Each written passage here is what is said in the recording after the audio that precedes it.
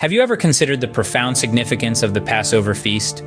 This ancient tradition, steeped in history and ritual, carries a message that transcends time and resonates even today.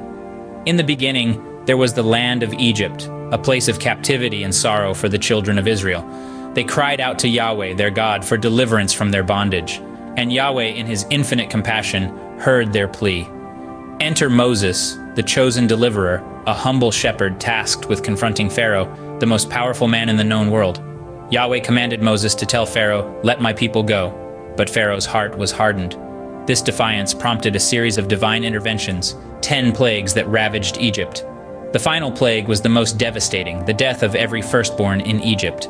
To spare the Israelites, Yahweh instructed them to mark their doors with the blood of a spotless lamb. This sign would cause the angel of death to pass over their homes, sparing their firstborns. Thus, the Passover feast was born. The Israelites were liberated from their chains, led out of Egypt, and into a journey towards the Promised Land. The Passover feast became a yearly reminder of this deliverance, a time to remember and give thanks. But the significance of the Passover feast goes beyond the historical event. It carries a prophetic message, a foreshadowing of the ultimate Passover lamb, the Messiah.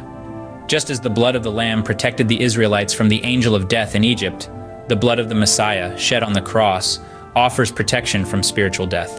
Just as the lamb had to be spotless, the Messiah was without sin. And just as the Israelites were freed from physical bondage, through the Messiah, humanity can be freed from the bondage of sin.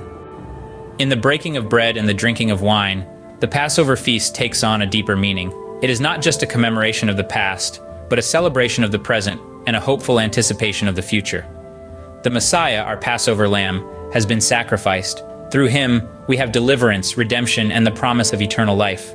The Passover feast, then, is not just a historical event, but an enduring symbol of divine love and salvation.